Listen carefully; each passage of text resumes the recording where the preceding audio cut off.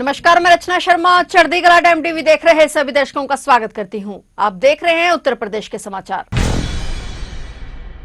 मुख्यमंत्री योगी आदित्यनाथ की अध्यक्षता में आज यूपी कैबिनेट की अहम बैठक बुलाई गई। इसमें कुल 27 प्रस्ताव रखे गए। वहीं राज्य सरकार ने बैठक में भ्रष्टाचार पर लगन लगाने के लिए और सख्त कदम उठाने पर भी फैसला किया। राज्य कर्मचारियों को एक कैलेंडर वर्ष में 6 महीने के मूल वेतन से अधिक राशि स्टॉक, शेयर या अन्य निवेश में लगाने पर इसकी जानकारी देना अनिवार्य किया जा रहा है। इसके लिए सरकारी कर्मचारियों की आचरण नियमावली 1956 में संशोधन हो रहा है। वर्तमान नियमावली में इसका कोई प्रावधान नहीं है, क्योंकि कार्मिक विभाग के इस प्रस्ताव के मुताबिक कोई भी सरकारी कर्मचारी 2 महीने के मूल वेतन से अधिक मूल्य की चल संपत्ति से जुड़ा कोई लेन देन करता है तो उसे तत्काल इसकी सूचना संबंधित प्राधिकारी को देनी होगी। सबसे पहले 1 महीने के मूल वेतन से अधिक की चल संपत्ति का विवरण देना होता था। इसके अलावा यूपी कैबिनेट में कई अहम फैसलों पर मुहर लगाई गई।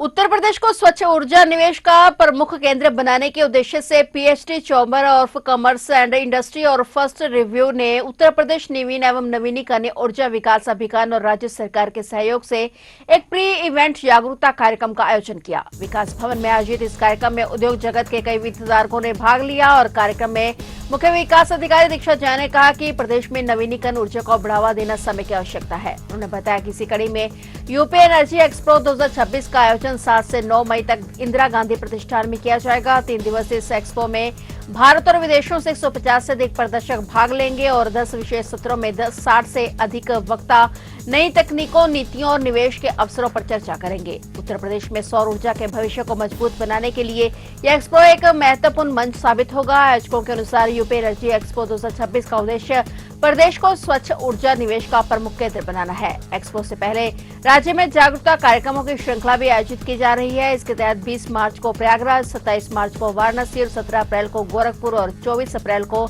लखनऊ में कार्यक्रम आयोजित किए जाएंगे।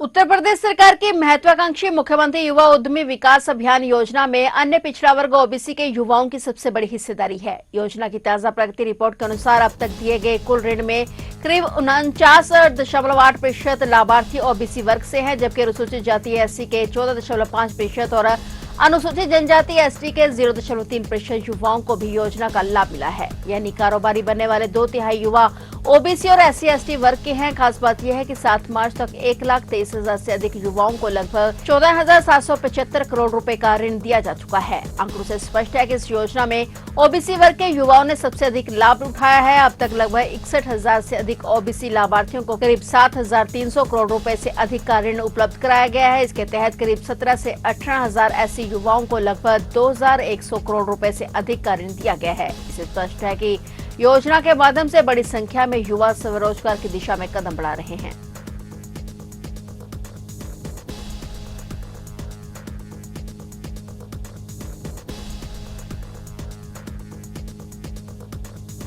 उत्तर प्रदेश के गाजियाबाद जिले की लोनी विधानसभा से भाजपा विधायक नंद किशोर गुर्जर एक बार फिर से सुर्खियों में हैं। इस बार उन्हें पाकिस्तान के पेशावर से जान से मारने की धमकी मिली है। एक अज्ञात कॉलर ने व्हाट्सएप के जरिए विधायक को किसी जनसभा के दौरान बम से उड़ाने की चेतावनी दी है। धमकी देने वाले शख्स ने अपना नाम अरमान अली बताया है। उसने कॉल के दौरान हाल ही में हुए यूट्यूबर सलीम वास्तविक हमले और उसके बाद हुई पुलिसिया कार्रवाई का भी जिक्र किया। कॉलर ने कहा कि सलीम वास्तविक पर हमला करने वाले आरोपी शहीद हैं। उसने आरोप लगाया कि विधायक नंद किशोर गुर्जर की पैरवी के कारण ही पुलिस ने उन दोनों भाइयों का एनकाउंटर किया। धमकी देने वाले ने दिल्ली में एक हिंदू युवक की हत्या के बाद दूसरे पक्ष पर हुई बुलडोजर कार्रवाई को लेकर भी भारी गुस्सा जाहिर किया। सिर्फ विधायक ही नहीं बल्कि धमकी देने वाले व्यक्ति ने देश के प्रधानमंत्री नरेंद्र मोदी और गृह मंत्री अमित शाह के खिलाफ भी बेहद आपत्तिजनक और अमर्यादित शब्दों का इस्तेमाल किया। उसने चेतावनी दी कि जो लोग इस पूरे घटनाक्रम के जिम्मेदार हैं उन्हें मौत की सजा दी जाएगी। विधायक नंद किशोर गुर्जर ने इस मामले को गंभीरता से लेते हुए गाजियाबाद पुलिस कमिश्नर को पत्र लिखकर औपचारिक शिकायत दर्ज कराने का फैसला किया है। फिलहाल गाजियाबाद पुलिस और खुफिया एजेंसियां इस इंटरनेशनल कॉल की सत्यता और लोकेशन की जांच में जुट गई हैं।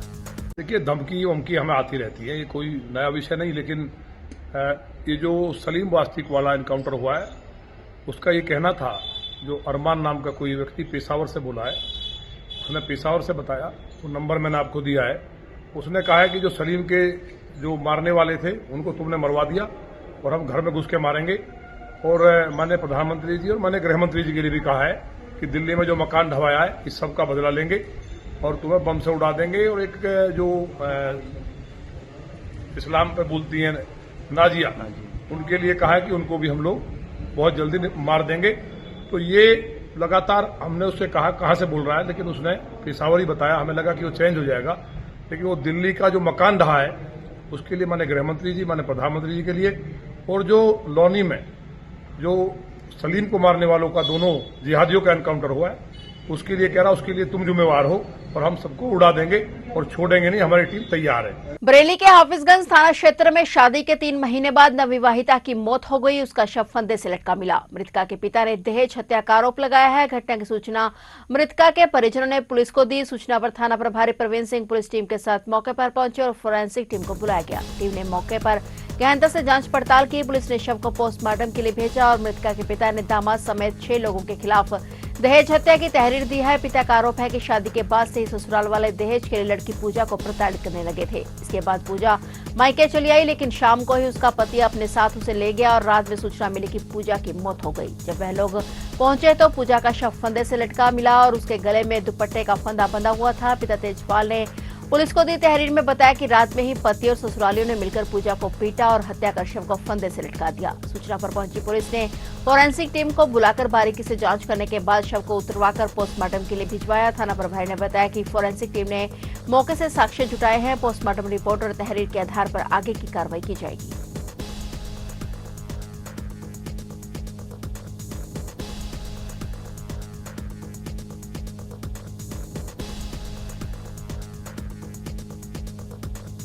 राजधानी लखनऊ में एक दिल दहला देने वाला मामला सामने आया है। यहाँ एक 14 साल की किशोरी की लाश मिली है और उसकी लाश ठाकुरगंज स्थित बालागंज रेलवे कॉलोनी में रहने वाले रिटायर्ड अधिकारी के घर से मिली है। लड़की की मौत के बाद उसके परिजन पहुंचे और उन्होंने देखा कि नाबालिग का शव एक कमरे में बिस्तर पर पड़ा था, जिसके बाद परिजनों ने कई गंभीर आरोप लगाए हैं। मृतका उनके घर पर पिछले 6 महीने से काम करती थी और वहीं पर रह रही थी। किशोरी की मौत के बाद उसके परिवार वालों को फोन किया गया कि उसकी मौत की जानकारी दी गई। उन्हें बताया गया कि उनकी बेटी ने जान दे दी है। मृतका सीतापुर की रहने वाली थी। सूचना मिलने पर उसके परिजन जब वहां आए तो पीड़ित परिवार ने अधिकारी के बेटे राघव अग्रवाल पर सनसनीखेज आरोप लगाए। उनका कहना है कि अधिकारी का बेटा उनकी बेटी पर गलत नजर रखता था और उसे परेशान करता था। उन्होंने कहा कि उसने बेटी के साथ रेप करने की कोशिश की और जब वो असफल हो गया तो उसके बाद हत्या कर दी गई। आरोप है कि घटना के बाद आरोपी की मां घर का ताला लगाकर फरार हो गई। जानकारी के मुताबिक किशोरी के पोस्टमार्टम रिपोर्ट में मौत का कारण हैंगिंग बताया गया है, मगर मृतका का विसरा जांच के लिए सुरक्षित रख लिया गया है। फिलहाल पुलिस मामले की हर एंगल से जांच कर रही है।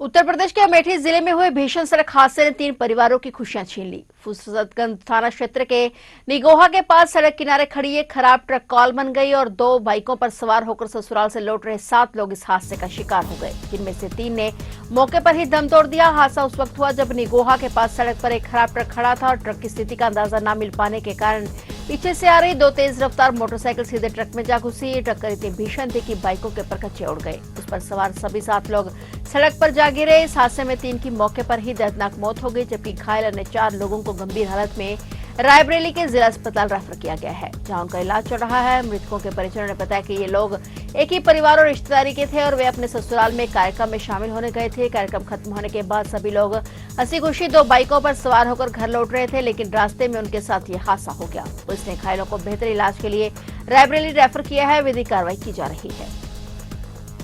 अपर सिविल जज सीनियर डिवीजन की कोर्ट में पूर्व आईपीएल खिलाड़ी अमित मिश्रा के खिलाफ उनकी पत्नी ने परिवाद दाखिल किया है। उनमें दहेज उत्पीड़न, मारपीट और खुदकुशी के लिए उकसाने के आरोप लगाए गए हैं। मामले की सुनवाई 27 मार्च को होगी। तिलखाना निवासी गरिमा तिवारी ने पति, सास ससुर, जेठ जेठानी, ननद के खिलाफ परिवाद दाखिल किया है। उसमें कहा गया कि 26 अप्रैल 2021 को अमित मिश्रा से शादी हुई थी और शादी के बाद से ही ससुराली जन दहेज में एक होंडा सिटी कार और 10 लाख रुपए की मांग कर प्रताड़ित करते थे। मॉडलिंग से जो भी पैसे मिलते थे अमित उसे छीन लेता था और आए दिन शराब पीकर गाली गलौज और मारपीट करता था, भूखा रखता था और तलाक की धमकी देता था। इस कारण वह अवसाद में रहने लगे और मॉडलिंग का काम भी छूट गया। ससुराल वालों के उकसाने पर उसने खुदकुशी की भी कोशिश की थी। दहेज की मांग पूरी न होने के कारण मार्च 2024 में ससुराल वालों ने उसे घर से निकाल दिया था। गरिमा के वकील करीम सिद्दीकी ने बताया कि गरिमा ने पीलखाना थाना प्रभारी को व्यक्तिगत रूप से मिलकर प्रार्थना पत्र दिया है। कार्रवाई न होने पर कोर्ट में परिवाद दाखिल किया गया है।